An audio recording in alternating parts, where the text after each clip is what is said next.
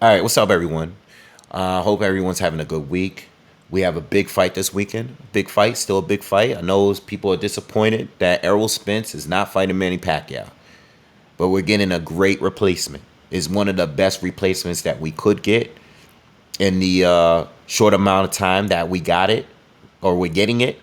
Your Dennis Ugas against Manny Pacquiao, PBC on Fox pay-per-view this Saturday. I will be covering this fight live. I will be doing my live commentary this weekend.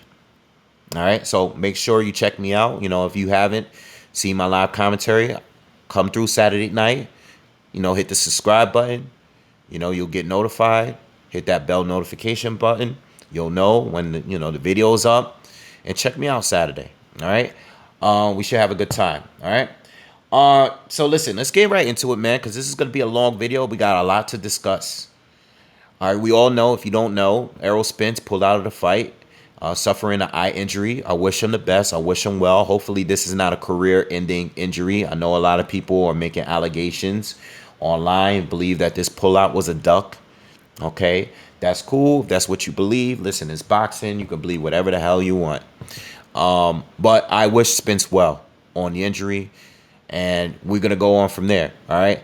I know this is a replacement fighter, or Dennis Ugas, and we're going to talk a lot about Ugas in this video. I know he's a replacement. This fight is going to be for his WBA Super Welterweight Champion belt. All right, the one that was given to him early this year due to Pacquiao's inactivity, being out for 2 years, not fighting Keith Thurman, and the WBA put him as champion on recess, where he wasn't stripped, but Ugas was elevated. All right, so this fight is for that title. We originally was going to get Pacquiao against Spence. Spence holds, he's unified. He holds 2 of the titles, I believe, the WBC and IBF. All right, we were supposed to get that, but we're not getting that. But this is a fight that I believe is very dangerous as well. In fact, Ugas brings completely different dangers as Spence. I think both fights are dangerous, but Ugas brings a different kind of danger than Errol Spence did. All right.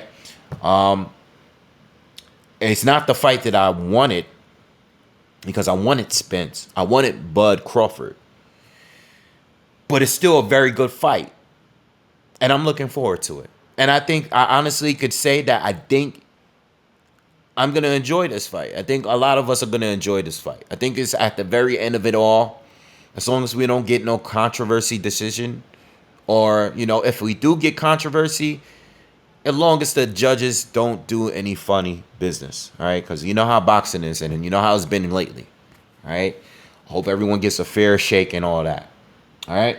But look, Ugas, let's get into him. If I had to describe his style, I would describe him as a boxer puncher, but more like a pressure counter puncher, all right? He's an orthodox fighter. He has experience. He's been around for a while. All right. Cuban fighter. Good amateur background. Very experienced.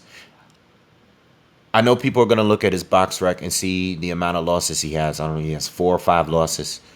All right. They're going to look at these losses and say that this should be a walk in the park for Manny Pacquiao. You're wrong. You couldn't be any more wrong. All right. Whether you think Pacquiao is going to win or not, this is not an easy fight for Manny Pacquiao. All right. Especially because of the fact that he didn't have a full camp to prepare for him. I think that Ugas, at the very least, is a guy worthy of a full camp, regardless of who he faces, whether it's Spence, Bud, Pacquiao, Thurman, Garcia, any other welterweight. Ugas is worthy for a full camp. So the fact that Pacquiao is fighting him out of 2-week notice is very, very risky, especially at the age that he's at, him being 42. The fact that he's been inactive for 2 years, I think is very, very dangerous fight for Manny Pacquiao. And plus, like I said, he brings different dangers to Spence. He brings things to the table that Spence doesn't bring. All right, I know Spence brings things that Ugas doesn't bring as well. Styles are definitely different, but Ugas is not an easy cookie to crack. All right. Going back to his losses, I know people are gonna look at his losses. Some of you may agree with what I'm about to. I mean, disagree with what I'm gonna say, but I looked at Ugas's fights at 140. I looked at these losses, which were years ago. I looked at the Amir Imam fight. I watched that entire fight yesterday, just yesterday. I watched the entire fight. It was down at 140. I think that was his last loss before Sean Porter. Fight that I didn't even think he lost to Porter. I thought it was a draw. I think he could have possibly been robbed of a knockdown in that fight. But that's neither here and there. All right, I think the fight was a draw. A lot of people think Ugas won that fight. But anyway, Amir Imam.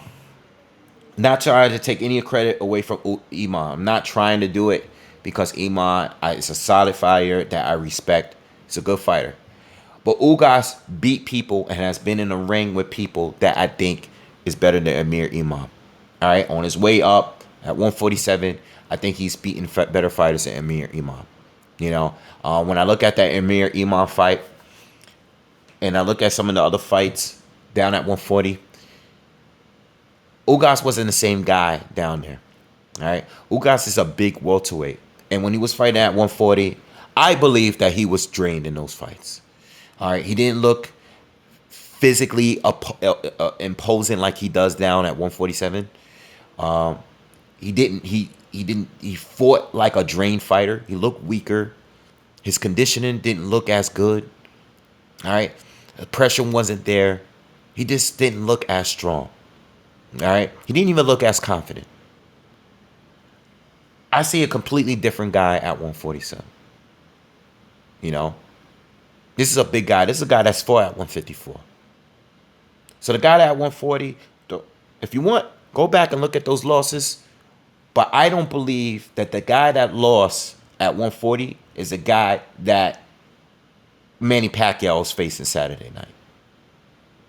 It's not the guy that Sean Porter fought. It's not the same fighter. So let's not jump the gun. Let's not look at the box rec and just see these losses and think like, oh, you know, this guy's already had a bunch of losses. All right? You know, if you think Pacquiao's going to win, cool. But don't base it just off those losses. All right? Or even the Sean Porter loss, which was a very debatable fight. In fact, I'm going to go as far as saying that I think the Ugas Porter fight was probably almost just as close as the Spence Porter fight. I think the only difference is Spence got a knockdown. If it wasn't for that knockdown, I might have called it a draw or 7-5 at the very most for Spence. That was a very close fight. That could have been an even fight. I covered it live here, you know. That was a very close fight. But anyway, I'm basically saying just don't go based on the box rec, all right? Another thing, Ugas. I believe that Ugas fights better against southpaws. Based on my study of him, I think he likes to fight the southpaws better. I think he does. You know, because he has that clear opening to where he's trying to go. That straight right hand that he's trying to do, that overhand right, it's right there. He's a great counterpuncher. He's a great counterpuncher, by the way. Spence, elite fighter. But he don't have the counterpuncher ability that Ugas has. He has other abilities, but he's not the counterpuncher that Ugas is. Ugas has a great pull counter. It's one of his best shots. All right? He's able to catch and shoot. It's great timing. Doesn't have the best hand speed, but he makes it up with the timing. All right? And everything else. Ugas is well balanced. No major flaws. His greatest strength is his counterpunching ability, for sure. But he can do everything. He has good power. He attacks the body well. In fact, I would even go as far as saying he's a lethal body puncher. Sean Porter, the bully, he's always the bully. He wasn't against Ugas. You know why? Because Ugas is a big welterweight. And whenever Porter, in a way, Ugas basically neutralized Sean Porter. Because Sean Porter wasn't confident in coming in and trying to maul Ugas like we seen him do with other fighters. He wasn't trying to do any of that. You know why? Because he got work to the body every single time. We seen Sean Porter work guys to the body, like Keith Thurman. But when Ugas fought him, it was all Ugas going to the body. So he's a great body puncher. Yes, he's flat-footed. Yeah, but he's able to put that power down. He fights out of a high guard. I was just saying that with Virgil Ortiz. Very similar in other like Virgil in certain ways. Virgil's a little bit more athletic, a little bit mobile, you know. But they both fight out of the high guard. They both parry shots well. All right? He moves his head well enough. Good defender. Uses jab well. Shoots his jab to the body from the outside. Now, moves in a straight line. So he's coming straight for it. You're not going to see a lot of movement out of him. Yes, it's a little slow on his feet. But he's flat-footed, but he has good footwork at the same time. He steps in and out as he should. He knows where to put himself. So when he's getting ambushed, he'll step out. Get out of range. He knows how to get out of range. Or get in range. All right, so flat-footed doesn't always mean it's a bad thing. You be flat-footed, it's not a big deal. Could be a big deal against Manny Pacquiao, though, but we'll get to that. All right, so listen, good power, he's well-rounded. He's well-rounded. He does literally everything, right? He does everything. He does everything well. I don't think but I would say that his counterpunching is his greatest strength. And he's pretty durable. He's a durable fighter. I think I've only seen him get knocked down one time. I think one time, I can't remember who because I was watching a lot of his stuff. But I think he's better against the southpaws. I think he is. You know, when I look at his fights against Ray Robinson, Brian Perella, you know, Omar Figueroa, who's not really a southpaw, but is a guy that switches from righty to lefty a lot. He looked great against those guys. He looked better against them than other fighters did. Ray Robinson gave other fighters trouble. He gave Josh Kelly trouble. He was able to give Ugas Velasquez trouble. That was a draw. Ray Robinson, you know, he even beat Bud Crawford in the amateurs. I think Ugas did as well, but you know, how people beat Bud in amateurs. I don't know if they could beat him now, but anyway, Ray Robinson, tough fight, and I know Ray is not Manny Pacquiao. Calm down. He's a good southpaw. Brian Perella doesn't seem that a big deal, right? It's not a big deal, but when you see Brian Perella and what he did against Tony Harrison recently at 154, makes you say, you got to question that now. You know, I know Tony was coming off of a loss, knockout loss. You know, he lost his father, you know, and I know he had like some time off, so he's a little rusty. I get it. But Brian Perella, a lot of people felt that Bryant won that fight. And for good reason. All right? One thing that he has in common with these southpaws that I just mentioned, he was able to score knockdowns in all three of those fights. Omar Figueroa, I don't know if Omar's ever been down, but I always known him to be durable, and he was undefeated at that time. All right? At that time, he was undefeated when he fought Ugas. And Ugas was able to drop him in the first round. I mean, he got saved. He got caught by the ropes, but the ref scored a knockdown. He was able to drop Brian Perella in the first round. Was able to go on and destroy him. Totally destroy him. Put pressure on that boy. Beat him down. Stopped him. Ray Robinson. Beat him down. Good fight. Competitive. But he was able to drop him a couple times and stop him. With pressure. With pressure. But he can make adjustments. He doesn't always fight with pressure. He fought Sean Porter. He fought a calculated fight with Sean. He was using patience in that fight. And in my opinion, I think in a way it cost him. because he took too much time at points where he should have been on the attack. He kept waiting for Sean because what happened was his counters was working for him. So he started to wait for Sean. You don't always wait for Sean. Make him fight go backwards. I think a little bit more, or maybe if that knockdown counted, he could have won that night. Possibly. I don't know. I can't remember what the scorecards was, but it's a fight that he could have won. So I think he's better against the southpaws, man. I think he's better. Another thing. This is not to take any credibility away from your Dennis Ugas. But this is boxing at the end of the day. And I want to point something out that maybe people are not really paying attention to.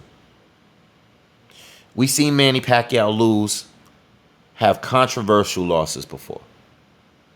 Right? We know that's happened in the past. Now, I don't enjoy bringing politics into a fight breakdown. I don't. But the reason why I'm going to bring them up, is because of the way Ugas fights. I've seen in several fights, Ugas hit below the belt line, okay? Low blows. I've seen several times Ugas hit people behind or after the bell, okay? I've seen Ugas do some things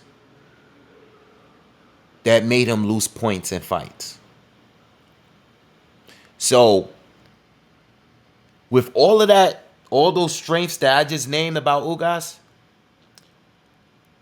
I'm thinking Jeff Horn fight, right? Now, I'm not one of these guys that just think that Pacquiao just blew away Jeff Horn.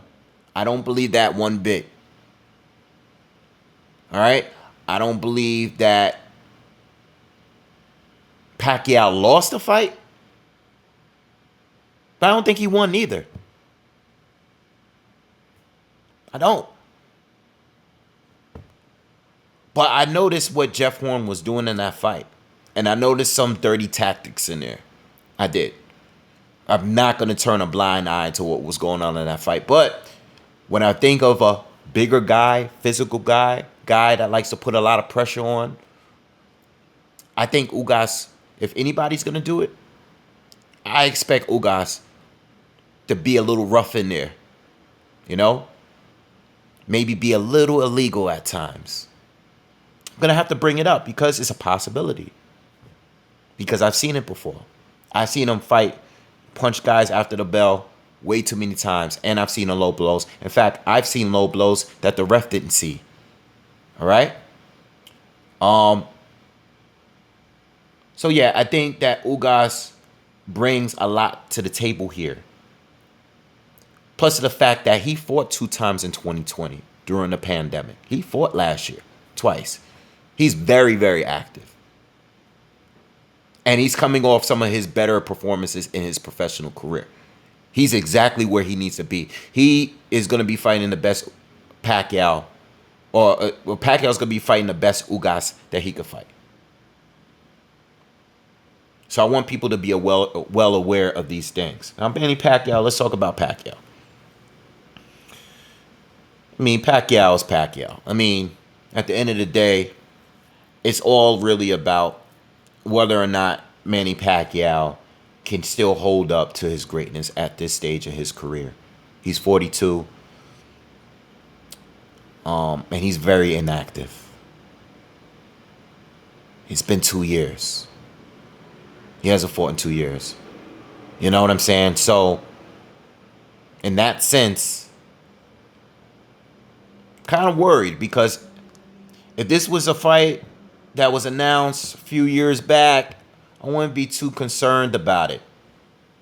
I think the Keith Thurman fight, which was his last fight, Adrian Broner fight, and you know what? I'm going to go back a little bit. I honestly believe that Ugas is probably a better opponent or more dangerous opponent than Keith Thurman. I think what worried about me about Keith Thurman in that fight was Pacquiao's age. It was that.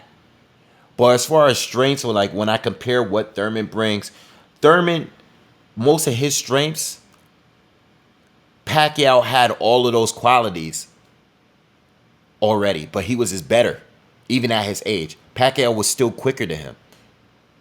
Pacquiao was even more athletic than him. At 40, he was still more athletic than Keith Thurman.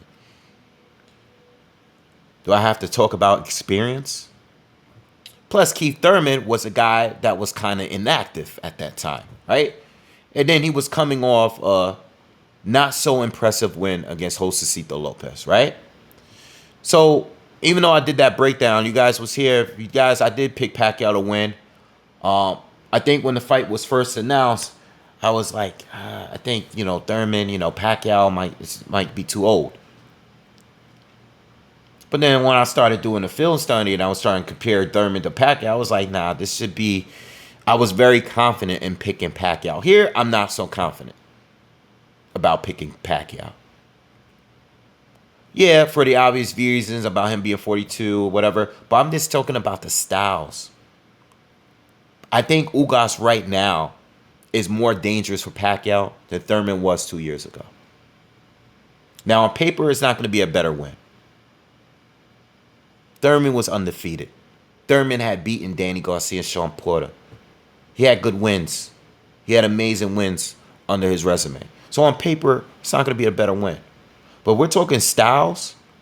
I think Ugas is dangerous. More dangerous than Thurman. Matisse, Broner. A lot of Pacquiao's most recent opponents. I think he's more dangerous. We don't have to agree, but that's the way I see it. When I look at Pacquiao and his recent opponents, I think Ugas bring a lot more than what these other guys. I think he's more balanced. I know he don't have the resume. All right? I know people are looking at the Sean Porter and the losses. I'm just talking about styles. I think Ugas is very, very well balanced, and he's a big welterweight. And he's active. He's not coming off of any injuries or anything like that. So when I think of Manny Pacquiao, what does Manny Pacquiao have? Well, the obvious, the speed, the explosiveness, the combinations. All right? The counterpunching.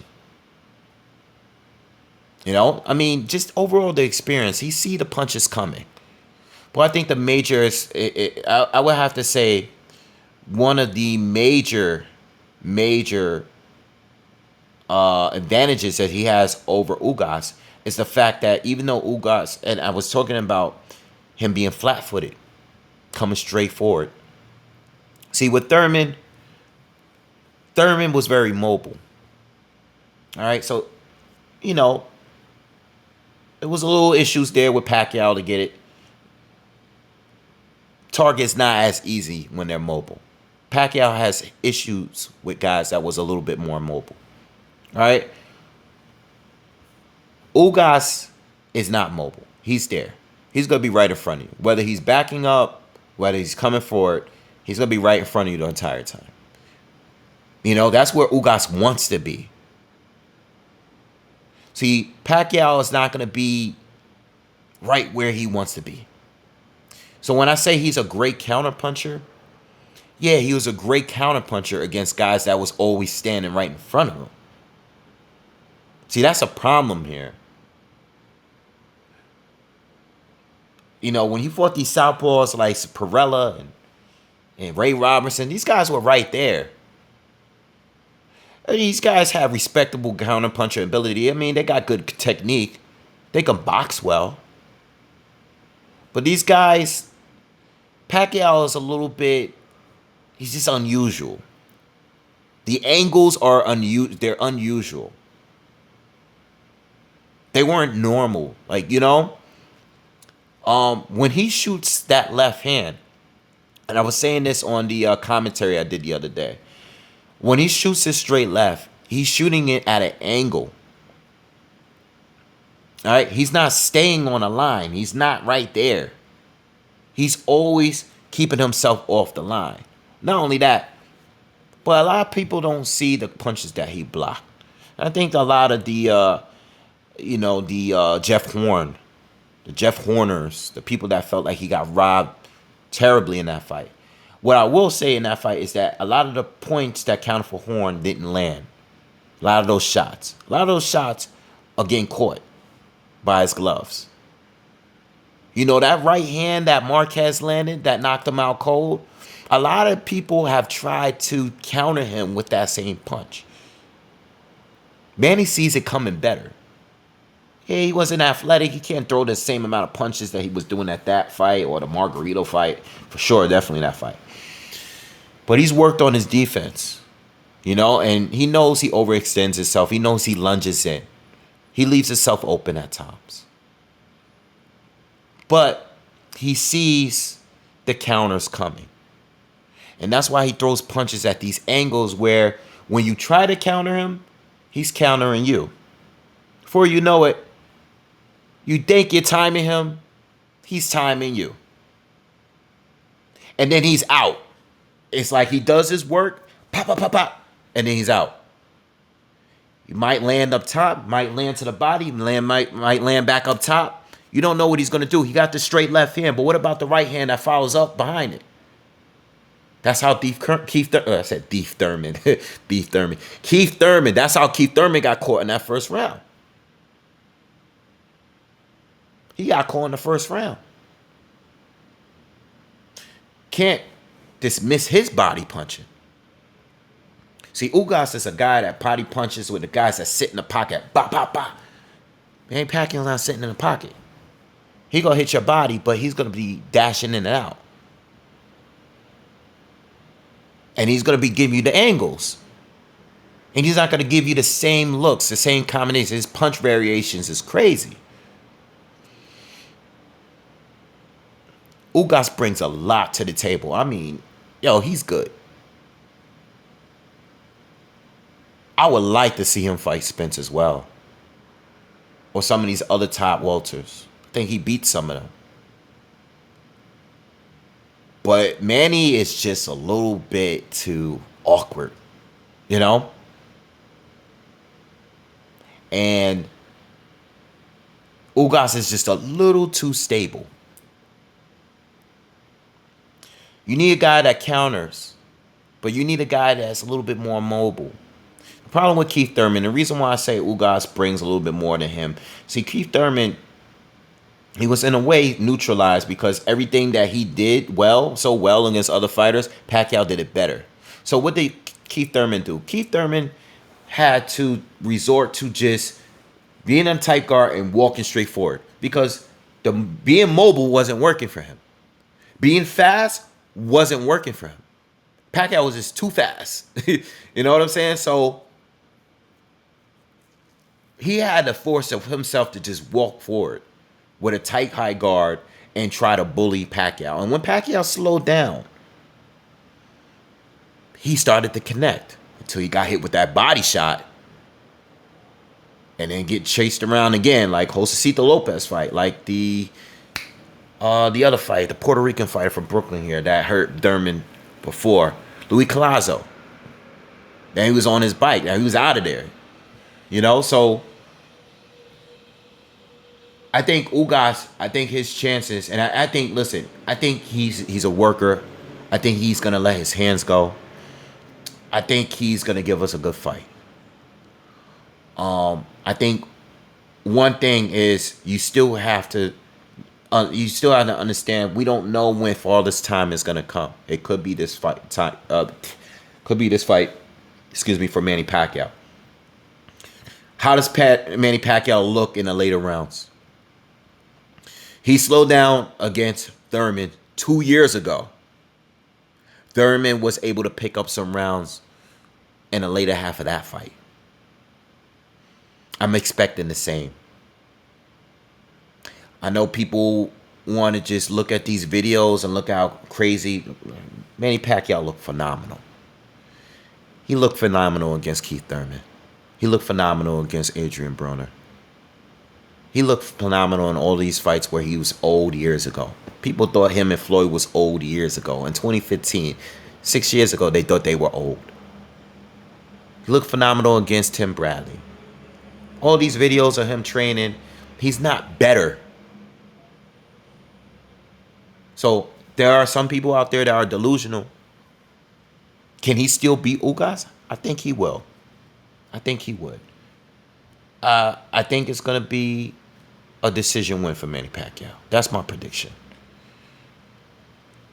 But I think Ugas got one hell of a chance of winning. I wouldn't put no money. I'm not a gambler. I'm not a betting man, but I would not put my money on this fight. Not one bit. Because all these reasons I just explained. I think if Manny Pacquiao is going to slow down at some point, which is very possible, I think Ugas will do a better job in that second half than Thurman did. Those rounds that Thurman picked up, I think Ugas could do the same thing, but better.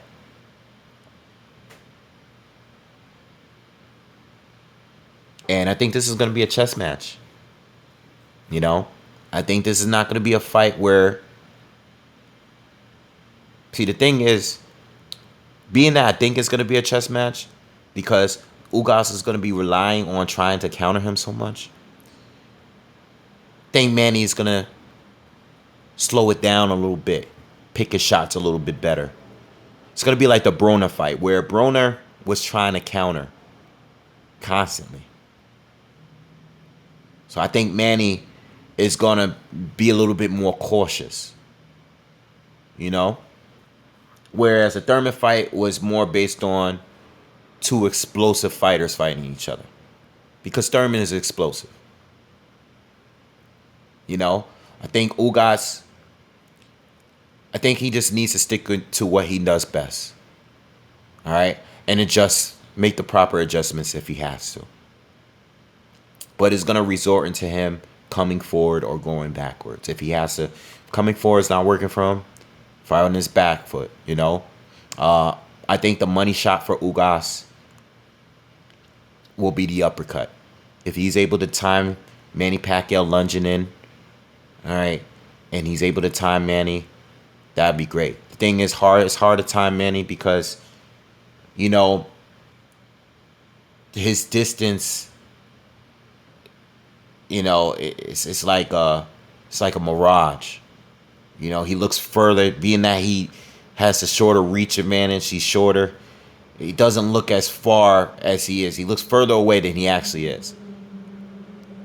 He's able to close the gap very quickly, and guys always tend to get caught off with that. For Manny Pacquiao, I think he just needs to be cautious with his conditioning. Use his legs. Draw out the fight longer so he can be effective later. So he could pick up rounds later. You don't want to be in this fight, and this is a fight where Ugas is picking up the majority of the later rounds. You don't want this situation to be similar to the Thurman one.